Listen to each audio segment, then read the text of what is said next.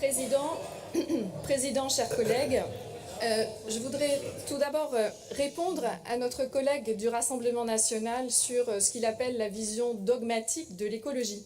En fait, je pense qu'au Rassemblement national, l'écologie scientifique vous échappe. Quant à l'évaluation environnementale, sans connaître l'écologie scientifique, vous allez avoir du mal à l'apprécier, et c'est le cas sur le budget vert. Je vous conseille de lire un récent ouvrage qui vient de sortir, La biodiversité pour les nuls, écrit par mon ami Alain Baugrain-Dubourg, à moins que vous ne fassiez semblant de ne pas comprendre, ce que je n'exclus pas non plus. Ensuite, je voudrais dire que dans ce débat, je suis assez surprise d'entendre qu'on se focalise autant sur la ligne Pau-Canfranc, qui est un très joli dossier. Néanmoins, sur le budget vert et l'évaluation environnementale, je pense qu'on a beaucoup de choses plus globales à partager ensemble. Donc j'y reviens. Nous soulignons cette délibération et nous apprécions l'ambition de notre région qui consiste à réaliser une cartographie complète et pertinente des impacts de l'ensemble de nos politiques publiques sur l'environnement et à instaurer justement ce budget vert en amont de l'exécution de la dépense, ce qui est vraiment une démarche très intéressante.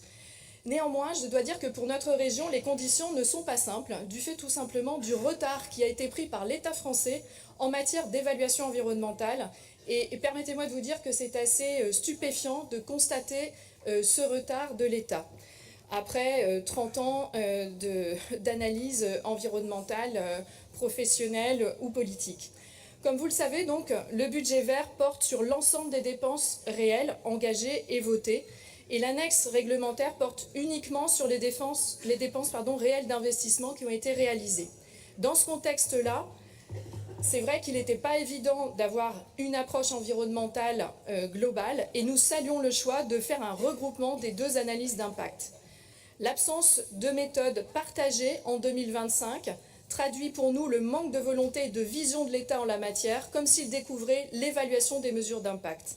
Attendre 2027 comme cela est prévu pour que l'on puisse, à l'échelle de nos régions, harmoniser toutes les pratiques, ça révèle quand même l'inadaptation totale des moyens qui ont été mis par l'État à disposition de l'ensemble de nos collectivités.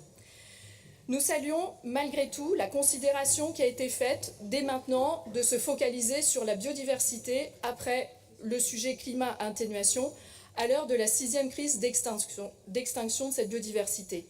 À cet égard, nous vous remercions d'avoir conservé l'analyse des 5 grands types de facteurs de pression dans les lignées de tout le travail qui a été fait par CDC Biodiversité, que je vous invite à regarder plus en détail, et en complément d'un document qui est beaucoup moins exigeant, qui est la taxonomie européenne, et qui cible uniquement, elle, l'artificialisation des sols et le respect des continuités écologiques. Bien sûr, c'est un sujet très important, nous ne le remettons pas en cause, mais il ne suffit pas, et donc bravo d'avoir gardé ces deux approches, et à nos services aussi d'avoir le courage de les examiner de cette manière.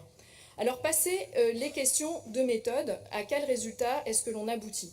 Donc d'abord, sur le volet climat-atténuation, on a seulement 14% de classés comme très favorables, qui inclut la GPSO. Alors bon, vous connaissez notre position sur le sujet, c'est un peu aussi une limite de la méthode, puisque ce projet qui est positif sur le plan climat, ailleurs est destructeur de la biodiversité, je referme la parenthèse.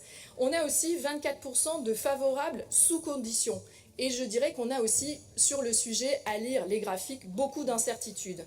Par exemple, sur le développement économique, un sujet sur lequel la région est vraiment très impactante, 52% des impacts restent à approfondir et 85% sur l'économie numérique. C'est donc que nous avons hâte d'avoir des évaluations qui vont concerner l'ensemble des autres facteurs, les pollutions, la surexploitation des ressources naturelles, pour avoir de meilleurs constats.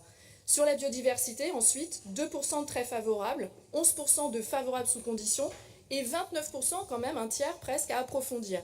Ça montre bien qu'il reste à préciser encore aujourd'hui l'ensemble de ces mesures. On a 47% qui sont neutres sur la biodiversité, c'est intéressant à l'échelle régionale, au regard de ce sujet de l'artificialisation. C'est encourageant, mais ça doit être là encore complété par les autres facteurs. Bref, tout ça pour dire qu'on a encore beaucoup de choses à faire pour comprendre où on en est dans notre région en matière d'impact environnemental, et notre groupe se tient à la disposition de votre équipe et de vos services pour contribuer à ces réflexions qui nous semble majeur pour orienter nos politiques publiques. Merci. Merci.